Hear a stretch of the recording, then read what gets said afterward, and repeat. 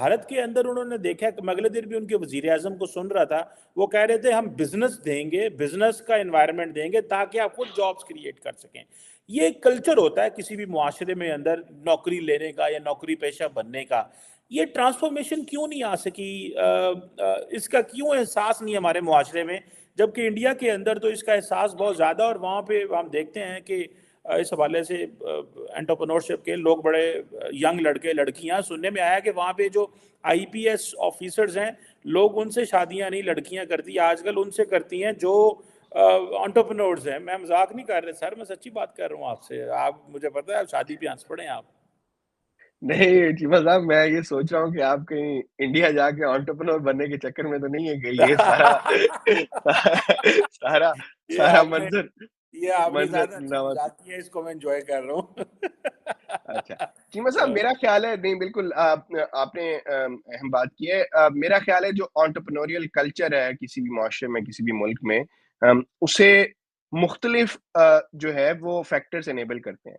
ایک تو اہم بات آپ ہمارے ملک میں دیکھیں کہ ہمارے ملک میں جو کاروبار ہے وہ جو آپ ریل اسٹیٹ کی مثال لے لیں. ہمارے ملک میں ایک پلاٹ خرید کے اس کو کچھ عرصے کے بعد بیچنے پہ آپ اتنا منافع کماتے ہیں کہ آپ نے ایک انگلی بھی نہیں ہلائی اور آپ نے صرف فائل لی، اس پہ نام تبدیل کیا اور فائل دی اور اس پہ نام تبدیل کیا.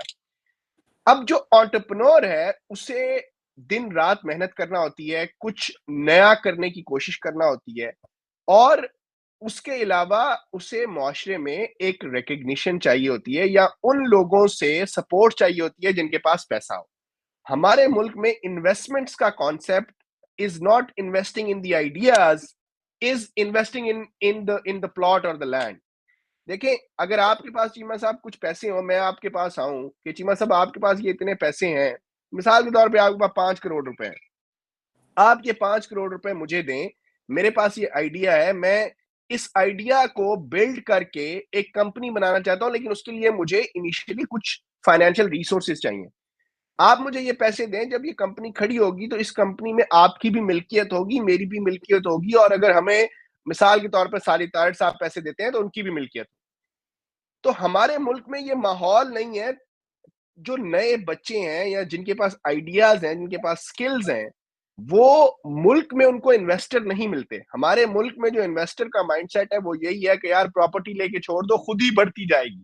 اب آپ اس جملے کو آپ نے اتنا سنا ہوگا، اور یہ جملہ جو ہے وہ اکانومی کے لیے کلر ہے کہ آپ کچھ نہ کریں اور آپ ایک چیز لے کے چھوڑ دیں اور وہ بڑھتی جائے گی. دیکھیں، اور خاص طور پہ جب کمزور معیشت ہوتی ہے اس میں اس طرح کا مائنڈ سیٹ جو ہے وہ معیشت کو تباہ کرنے کے مترادف ہے.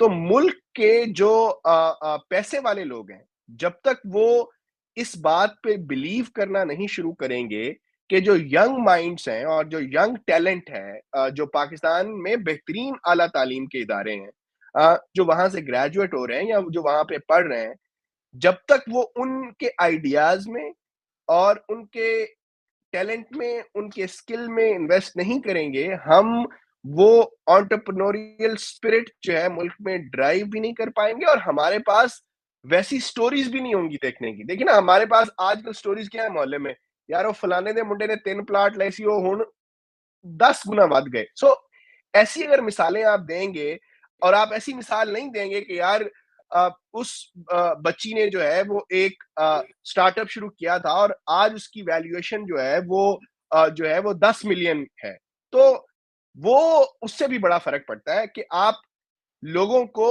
کیا فراہم کر رہے ہیں انسپائر کرنے کے لیے، وہ بہت ضروری ہے. بالکل صحیح کہا آپ نے. اس کلچر کی بھی ضرورت ہے، اور آئی وش کہ تھوڑی ایسی سچویشن بہتر ہو کہ پاکستان کے اندر جو ینگ لوگ ہیں وہ بھی اس چیز سے باہر نکلیں کہ پلاٹ لے کے چھوڑ دو، خود ہی بڑھتے رہیں گے. جس طرح کہ آپ نے کہا تھوڑی دیر پہلے محلے میں ایسی باتیں ہوتی ہیں. لیٹس سی کہ یہ بند ہو اور ہمارے لوگ بھی انڈسٹری میں آئیں، مینوفیکچرنگ میں آئیں، ایکسپورٹ میں آئیں، ہماری بھی سروسز سیکٹر میں آئیں، اور ہم لوگ بھی یہ پینشن والا کھاتا بند ہو. سب طاقتور لوگوں کو پینشنز ملتی ہیں، وہ کس کا دل کرتا ہے وہ 2-2.5 لاکھ روپیہ وہ چھوڑے؟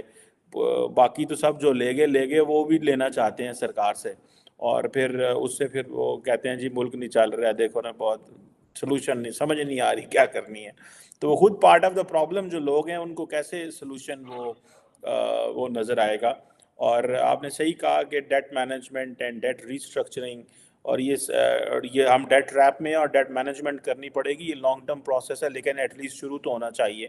اور آپ نے ایک بات کی تھی ٹرسٹ اینڈ کریڈیبلٹی کی، وہ بڑا امپورٹنٹ ہے. اگر وہ نہیں ہوگا سسٹم کے اوپر تو کوئی ٹیکس نہیں دے گا، پیسے نہیں دے گا، وہ نہیں دے گا تو نظام کیسا چلے گا، سائیکل کیسے چلے گا. ندیم حسین صاحب آپ کے وقت کا بہت شکریہ. ہم آپ کو تنگ کرتے رہیں گے گاہے بگاہے.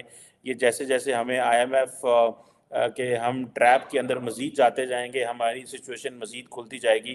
ابھی تو ہم تھوڑی اسٹرکچرل لیول کی ڈسکس کر رہے تھے تاکہ ایٹ لیسٹ ہمیں اوور آل سمجھ لگ جائے کہ ہمارے اکانومی کے مسئلے کیا ہیں اور ہم کیوں بار بار جو ہے وہ آئی ایم ایف کے پروگرام میں جاتے ہیں.